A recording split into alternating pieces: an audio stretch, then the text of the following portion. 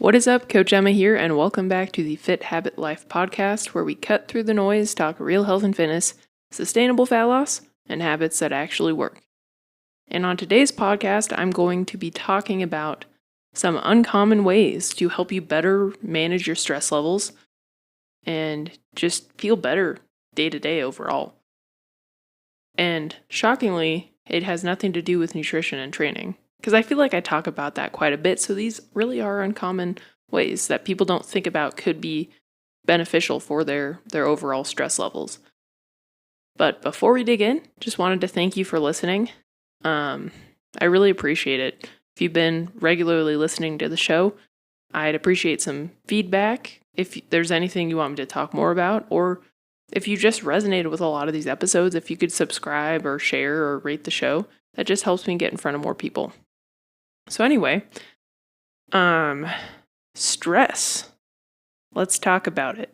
So stress, for most of the people that I work with, is a very prevalent thing. I struggle with high levels of stress. I feel like it's just very common with type A, sort of high achiever driven individuals. I work with a lot of business owners, executives, former athletes too. So we tend to have a lot of stress. We either overtrain, underfuel, all of the above, and then also take on way too many responsibilities. So I'm going to be talking about some uncommon ways to help you better manage your stress that might be actually less challenging than you might think. So number one is to protect your mornings.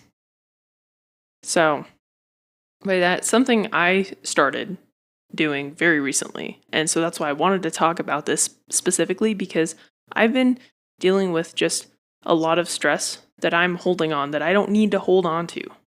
I have too many things to do, not enough time in the day, yada yada, whatever. And I was working too much.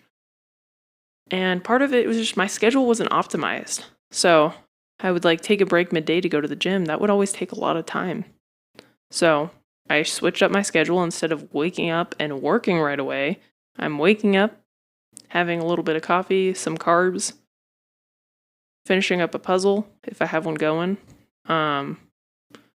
maybe reading the Bible, and then I head to the gym and I have a nice hour training session in the morning before anything else comes up, and then I don't have to worry about fitting that in later in the day when work stuff always comes up. I mean, I coach, I think I have 30 clients now, so there's always something to do. And because of how I am, I feel bad if I do go and do the thing for myself. So I decided to take the first 3 hours, sometimes 4. So from 5 a.m. to 8 a.m. at least, I'm doing my workout, reading the Bible. If I can fit in a walk, I'll do that too. It's really cold now in the winter and the sun is not up early, so I've been doing that at lunchtime, my outdoor walk. Having my coffee and just relaxing before the craziness of the day starts. And that has actually helped me be more productive, have less stress, have a nicer start to the day, and help my overall stress levels. And this might not be realistic for most people. I know a lot of people have kids and other stuff, but maybe for you, it's like waking up 15 minutes earlier to just get in some calm before the storm. Maybe it's to do a little bit of meditation, prayer, have your cup of coffee in silence before the kids wake up, but just do something in the morning for yourself, and that's going to help you stay more regulated the rest of the day. And that kind of leads us into number 2. Planning your week and optimizing your routine and structure. Because what I tend to do, which is what I've noticed a lot of business owners, high achiever-esque type people, is we just have this long ass to-do list. Super long to-do list all the time. And we try to do it all every day. And so we feel like, oh my gosh, I'm not getting anything done. I'm working all the time, and this list, I keep adding to this list. So instead, if you plan the week ahead and you're like, okay, these are my like days to do these particular things, one, you'll have maybe 1, 2, 3 tasks to do each day. You'll be able to do a better job on those tasks because you're not worried about the other stuff that's going to come up. And you'll actually probably get more done than you thought. And you also know, like realistically, if you're planning your week, you know realistically, what am I going to get done this week? And so it just helps. It just helps because if you feel like you have an endless to-do list, that's really draining. Because I do that. I feel like that all the time. So doing this, planning your week, having a little bit of structure in there, it's going to help you optimize the usage of your time, but also not feel burnt out. And then you can set work boundaries. That is something that I'm doing too. I'm setting work boundaries. So by 6 p.m. every day, I'm done with work. That's it. And I actually got this cool tool. Shout out to Laura Savino, EPN Coaching. She recommended, it's called Brick. And basically on your phone, you can set like, I guess more like focus times or different times, or basically what you have to do is you start it, you have to tap the brick to start whatever time. I have a family time, a work time, what did I call it? A be present time. And so you start it, you tap the brick, and then to stop it, you have to untap the brick. But what it does is it'll disable certain apps on your phone, so you won't get notified for things. You can if you want, but you can choose what you can disable. And so for me, with the stuff that I do, I like to have my coaching stuff on my phone. So if I'm running errands or doing something midday, I can respond to my clients' questions. Same with like social media. I'm like, if I'm doing something, I can respond, but the notifications overwhelm me. And I'll get them like in the evening, and I don't want to get those when I'm trying to be present with my husband or hanging out with friends or going on snowboarding or going on a hike or whatever. And I want to have my phone so I can take pictures or maybe look something up. Like maybe my husband and I are talking about something weird and we're like, who is that actor on that show? Like he was in something else. And so I can actually look it up without getting a bunch of notifications. So it just arrived last night. And so far I've been really enjoying it. Because I am the person who constantly checks her email, notifications, social media, client stuff all the time. And I need to stop doing that because that is causing me stress and anxiety. So having a tool like that could be extremely beneficial if you're similar to me as well. And already it's helped. Right now I have it on. And it's cool because it literally, like the apps that you pick, like they're just disabled. Like, I don't know if you guys can see that on YouTube, but it's like Facebook, Instagram, Messenger. I can't even click on them. And then when I click on them, it says you've turned off Instagram. I'm like, oh my gosh, no way. So that's cool. And I guess that's kind of number 3, like kind of setting boundaries for work, life, other things, and preserving your time. And then that kind of leads me into number 4 too, which is being more selective of what you decide to partake in. Because recently, this is something I've been struggling with, is saying no to opportunities. Even if they're good opportunities or could benefit me, my business, my life in some way, but I'm burnt out, I don't have the energy.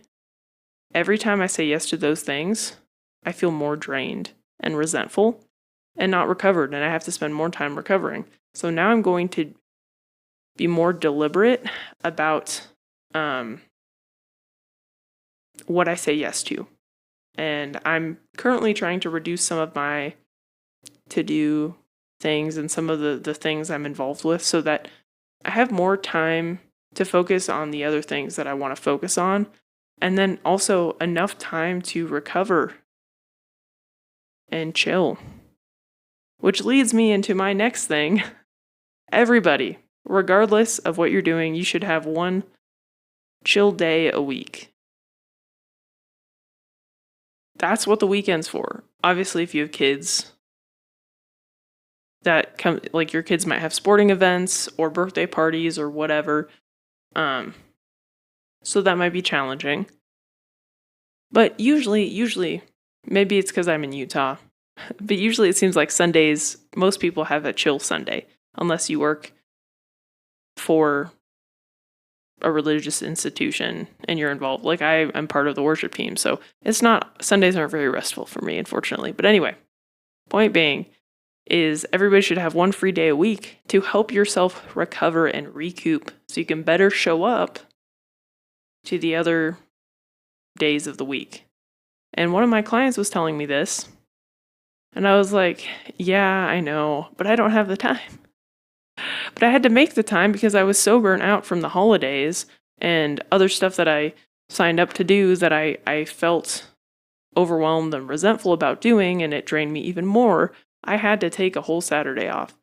I could not be productive. Like, it was crazy. I was so burnt out and drained, I didn't want to do anything. And it took me like a couple days to kind of get back into the swing of things, too. So now I'm going to implement one day a week. And then I think every month I'm going to take like a weekend off. So like a Friday, Saturday, Sunday. We might not go anywhere, but like weekend to disconnect kind of thing. That's kind of my plan, hopefully. And we booked a trip. So we're doing like just my husband and I, a road trip. And so I think that's going to be really restful. We're going to some hot springs. So anyway, one day off a week. I don't even remember what number that was. So these are kind of the uncommon tools. And some of these, you might have to implement them urgently because you're burnt out and you're like, I need a rest day right now, which was me last weekend. But hopefully if you include and incorporate more of these things into your day-to-day, you'll just be more resilient and you won't need to take emergency time off or emergency breaks. You'll just have a more regulated sense of self, mind, less stress, less anxiety. And I'll keep you guys updated with how my process is going because this is something I'm constantly struggling with. And a lot of my clients are kind of like me. So I figured I'd talk about it because probably going to benefit them, maybe somebody else who's subscribed to this thing. But in summary, I think number 1 was protect your mornings. Have something in the morning for yourself every day. It could be 15 minutes. Parents, I know this might be tough, but trust me, if you can wake up 15 minutes earlier to get some light movement in, a little walk, some coffee, Bible reading, whatever, meditation, just a little something for yourself, I think that's going to set you up way better for the rest of the day. Then number 2 was optimizing your routine and just planning more, having more structure in your day, which will free up more of your time, but also help you feel less overwhelmed about a long to-do list because you won't have a to-do list anymore. You're going to have action items to complete on specific days during the week. And then you'll knock those out and kill it. So that's the next one. I believe the other one was having balance between work time and having it's kind of like setting your structure is going to allow you to have those times of just pure family time. So setting like boundaries with work, with maybe a brick device thing, or maybe like putting your phone away at a certain time of the day. If you get a lot of business calls and stuff when you're having dinner with family, put your phone away or whatever, something like that, some type of practice like that will help a lot too. And then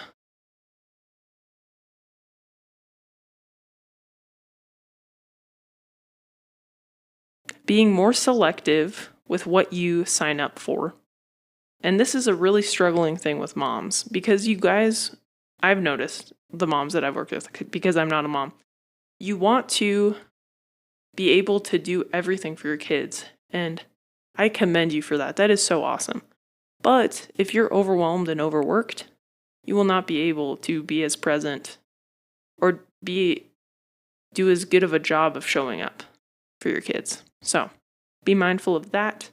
And then have at least a day off a week of something to recoup, recover. Maybe every month you take a couple days consecutively, especially if you're a business owner, because doing these things giving yourself that time and space to recover is going to help you better show up on those work days, on those things I'm trying to think of other things. It'll help you better show up for everybody in your life. That's an easier way to put it. So anyway, hopefully this was helpful. If you're like, that is me and I need help implementing it, I can help you with that. My expertise is nutrition, lifestyle, and training. And I currently struggle with it, so I have a lot of personal anecdotes for you and mistakes I've made along the way. So I could definitely help you with that. And if you want to see if we'd be a good fit, you can just book a discovery call below and we can chat and see if we'd even work well together. But anyway, otherwise, start implementing one of these things. Take action if this is you and you're super overwhelmed all the time and you feel like you just need more time in the day. Take action. And I think the number one thing I'd recommend is the planning. If you're just going to pick one thing to take action on, is planning your week. And then it's going to kind of cascade into the other things too. So anyway, take action. And yeah, that's it. If this resonated with you or you think this might help one of your friends, family members, whatever, please share it. Rate the show, subscribe. And yeah, I'll catch you on the next one. Peace.